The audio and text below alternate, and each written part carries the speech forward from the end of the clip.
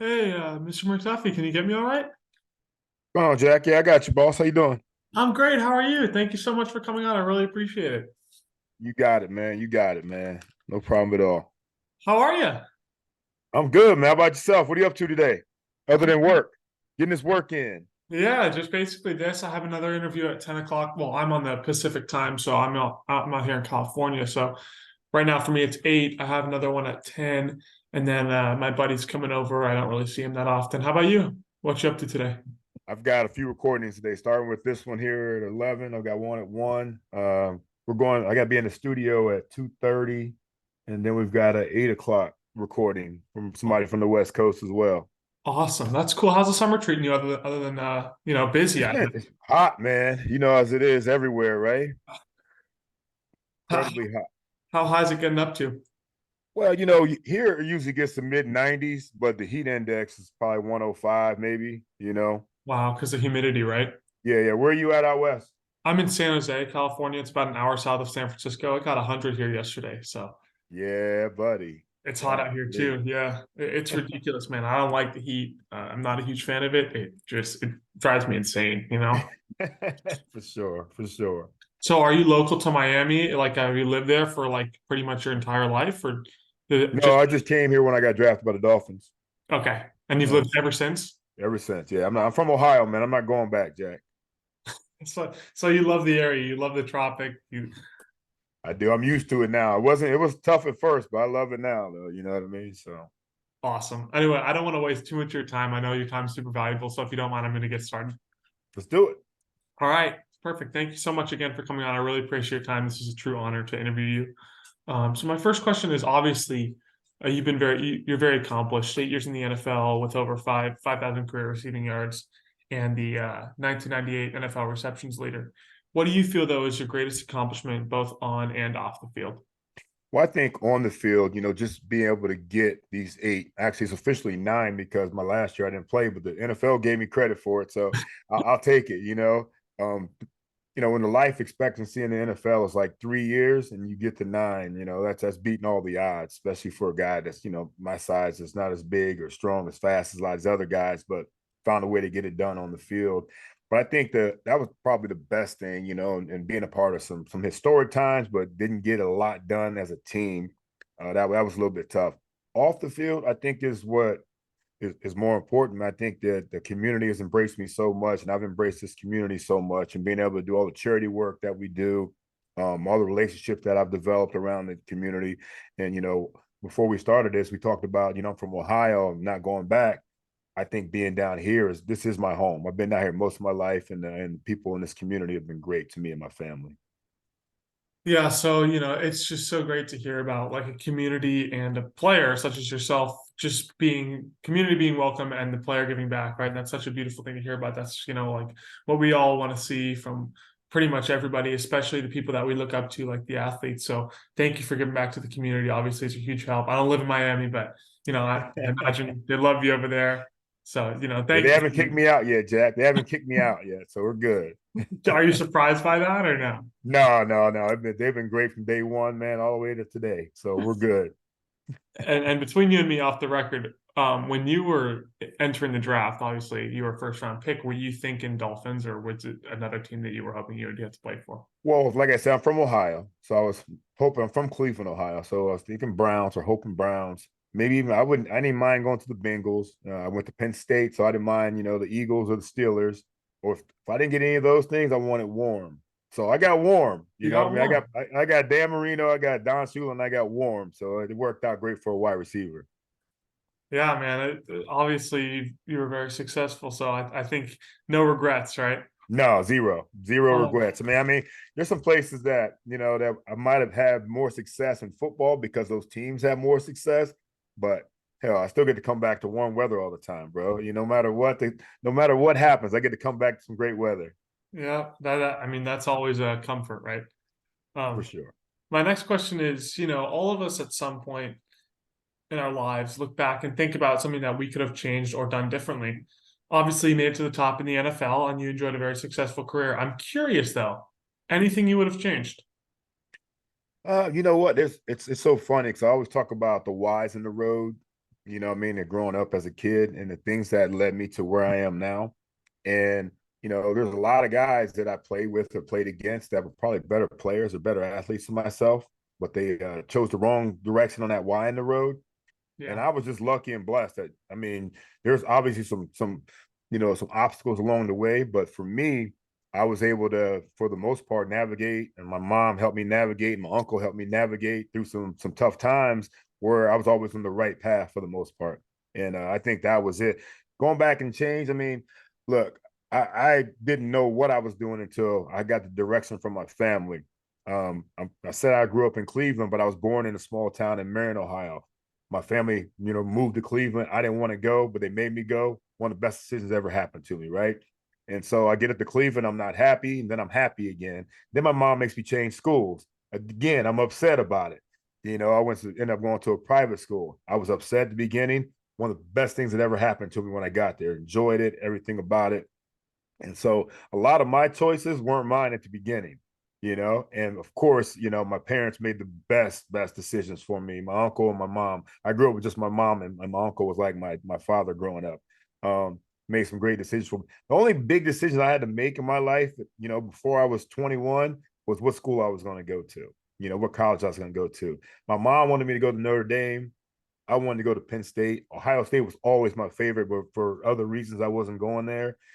So, I mean, that was the best decision I made. I played baseball there. I played football Wow. there, and so it was that was fun.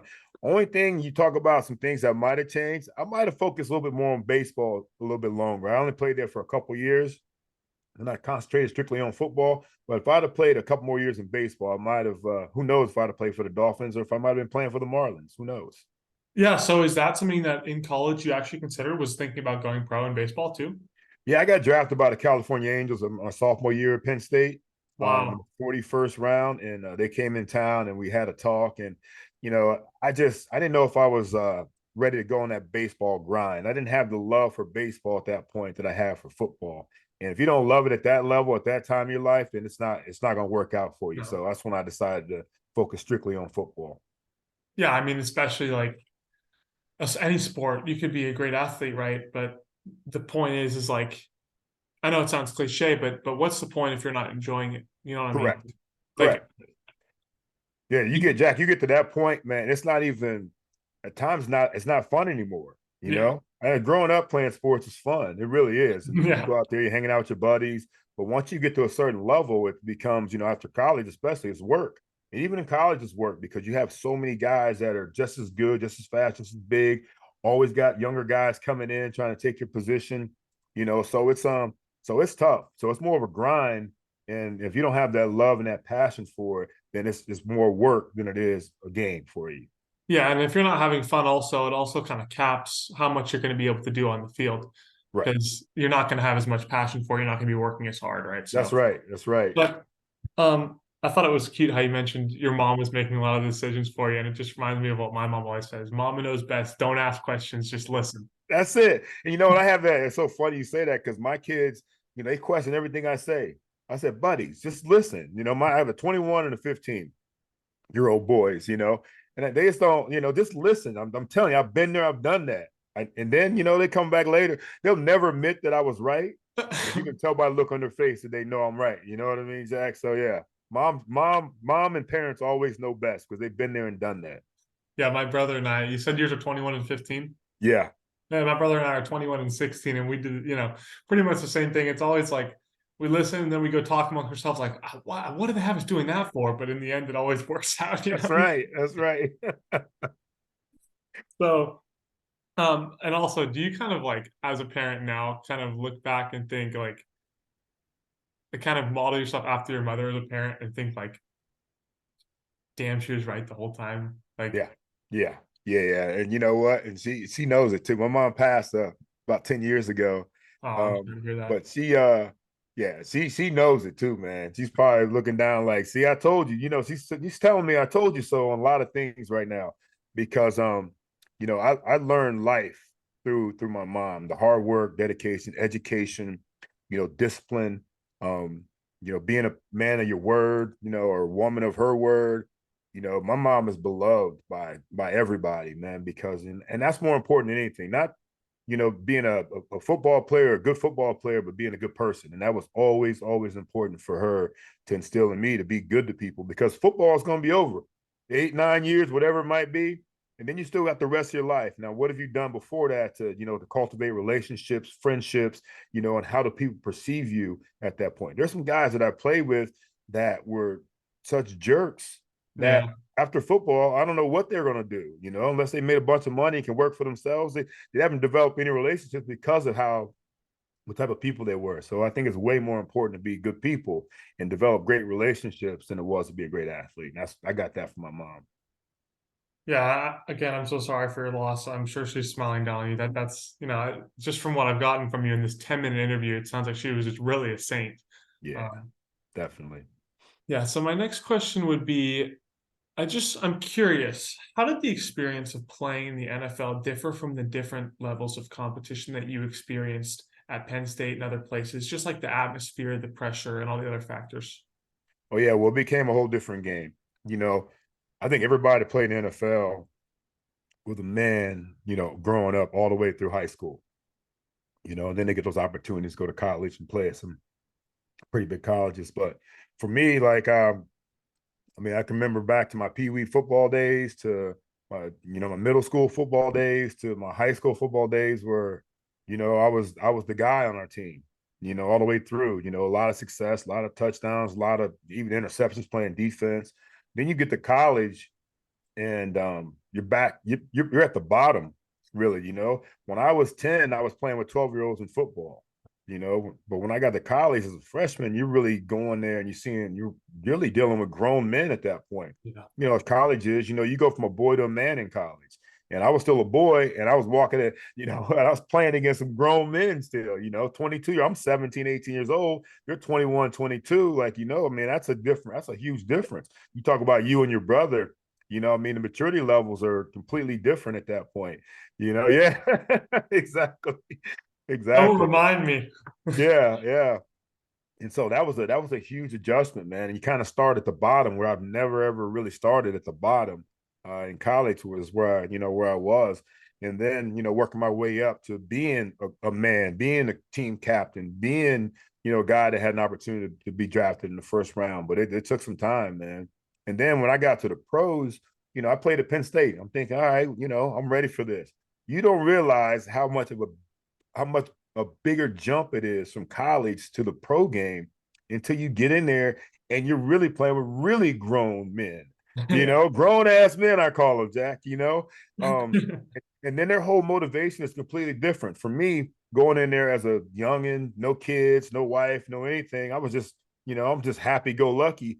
But you got some guys that are in their third, fourth, fifth year that are trying to, get another year, Yeah. that have a wife and kids and responsibilities way bigger than what I had.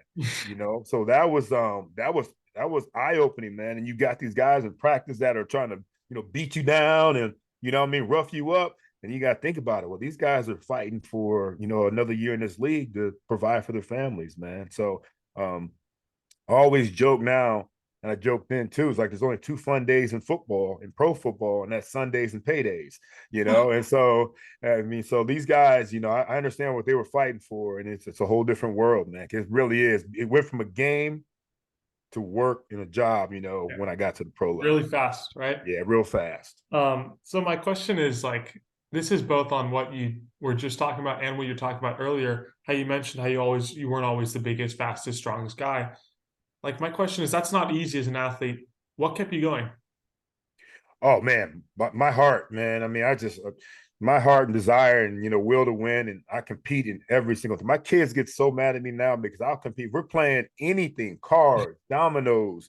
I mean, anything with wiffle ball. I'm competing at the highest level, man. And that's one thing that made me successful. My will to win and my hatred of losing, Mhm. kept me going. And I was not going to be defeated by anybody. Any matchup, bigger cornerback on me, big safety. It didn't matter to me, man. I always felt I had an opportunity to win. I try to beat him with my intellect. I try to beat him with my quickness, and I always try to beat him with my toughness. Man, I wish you could teach my Broncos how to have a hatred of losing, man. Hey, my Dolphins aren't too much better. Come on now. And at least you guys made the playoffs. And We I think, did make the playoffs, yeah, yes. yeah. I thought you guys had the Bills, but Should have, man. what do I know? We should have had him, man. We had him with a backup quarterback who I love, Skyler, but we have two in that game. We got a better chance, I think. Yeah, But even we'll get it Teddy. figured out. Even if you guys had Teddy, I don't know. I don't know. Sometimes Teddy, I love him. Sometimes I act like it seems like he doesn't want to be out there, man. But that's just Teddy's personality. You know what I mean? I love him too, but I feel like it has to be because he's always getting knocked out. I feel so bad for that guy. Yeah, I know. You But can't. You got to be mobile, man. You got to be mobile these days. yeah. Yeah. Anyway, my next follow up was do you feel like you mentioned when you got to college, you were right back to the bottom of the food chain, right? My question is, when you got to the NFL, even as a first round pick, do you feel it was the same way? Like you really started over again? Yeah, I did. But I knew the guys that were there. Mark Duper and Mark Clayton had just left.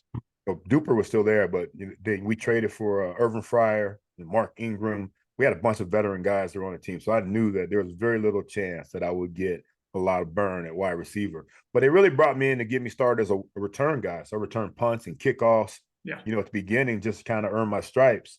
And as those guys got older or got traded, then I started moving up that food chain.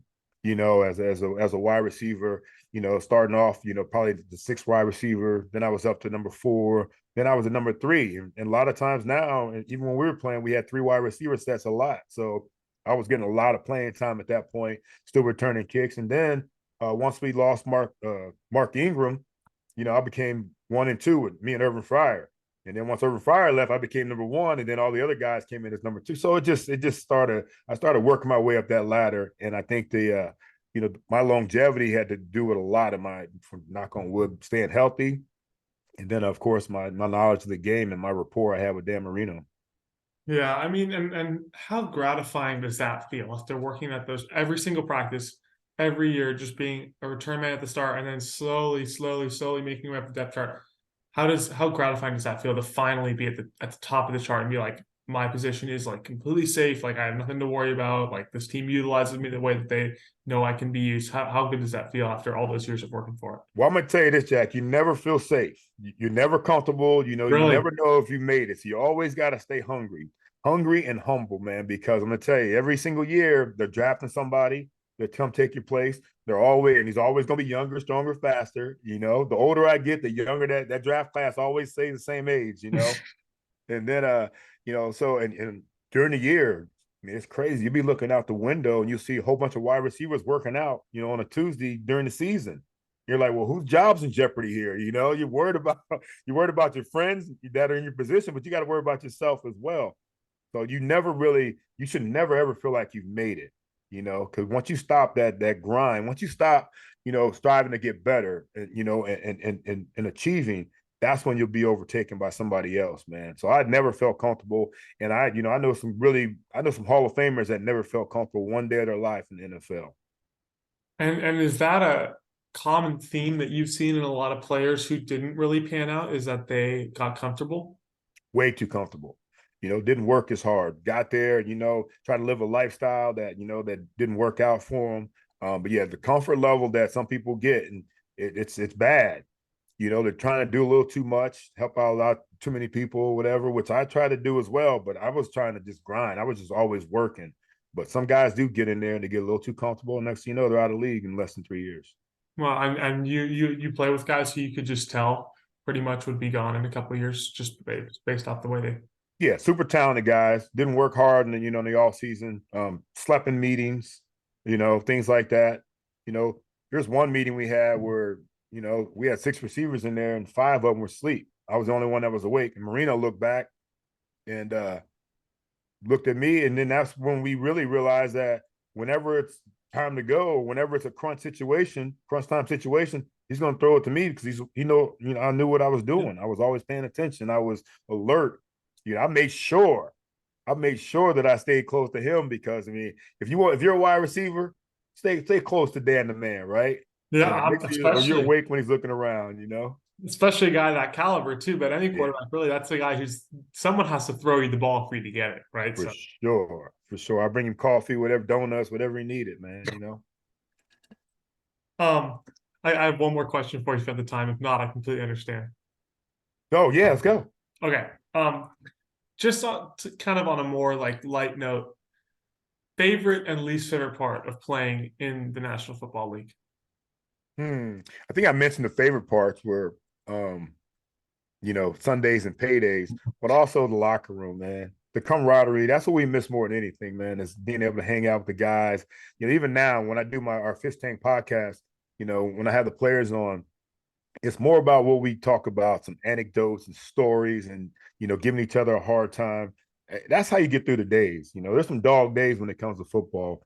When you're in the facility at 7 o'clock in the morning and you leave there at 8 or 9 o'clock at night, 6 days a week during the you have to find some way of some type of levity. And so for us, it was great to chuck it up, give each other a hard time, telling stories, getting to know each other like that, because when it comes to, getting there early, breakfast, workout, meetings, lunch, workouts, practice, more meetings, it was a grind, so, those are some of the things that, you really, really, really miss, about being in the league. Those are the fun times. The tough times, man, are really like, I thought that tough times were during the day, when your mind starts to wonder whether this is the right thing for you to be doing. You know, am I mentally tough? And a lot of guys check out mentally when it comes to football. Nowadays, these guys can actually, these guys now can retire when they want. We had because they make so much money. Yeah. Man, they had to force us out of the league because we needed that, that opportunity to provide for our family for long term. So, I mean, it's there are a lot of fun times, man. Man, there was a lot of tough times. Injuries, there's not a time where, look, I've had 11 or 12 surgeries from NFL Wow. football, so there wasn't a time after any season that I wasn't, in the operating room having some type of surgery done. Some very minor and, a couple major ones, so I mean, that's just part of it though. Yeah, so I mean, I heard you mention also Mark Ingram and a couple other guys. Who do you feel was your biggest mentor? It could be Yeah, off the field, it could be on the yeah, field. Irvin Fryer. Yeah, Urban Fryer, man, he had a tough time at the beginning of his NFL career. By the time he got to Miami, I mean, he was just the perfect person for me to sit there and listen to and learn from, on and off the field type of deals. He went through his troubled times and weathered that storm and still had a hell of a career. And so Urban Fryer really took me under his wing. After we almost had an altercation because, as a rookie, I got hazed a little bit, and Irvin was one of the main guys. I was ready to fight him. I probably would have lost Jack because he's big and strong and fast, like we talked about. But I couldn't let him know that they was going to intimidate me at that age. Yeah. So, but he took me under his wing after that, man, and we've been really cool ever since. Yeah, I mean that's sports too, right? I mean, Yeah. you have disagreements with your teammates. You spend so much time together. Eventually, you're at some point going to get a little sick of each other, Oh especially. man, no matter what you're in life, that happens, right? Yeah, That's life, right? absolutely. And do you feel like you were able to pass the wisdom he gave you and add to it, obviously, off your experience down to Yeah, other I hope guys? so. I hope so. I've got a bunch of buddies now that that came in after me that really appreciated my leadership, and that's all I can ask for. You know, I remember old Charles Barkley think I'm not a role model. Everybody has a role model. You're gonna be a good one or a bad one. Are you gonna be a good role model or a bad role model? And I hope I was a good role model to most of those guys. That's a great quote. Well, Mr. McDuffie, I really appreciate your time. It's been such an honor, truly, to interview you. So thank you so much. It's been a pleasure and honor.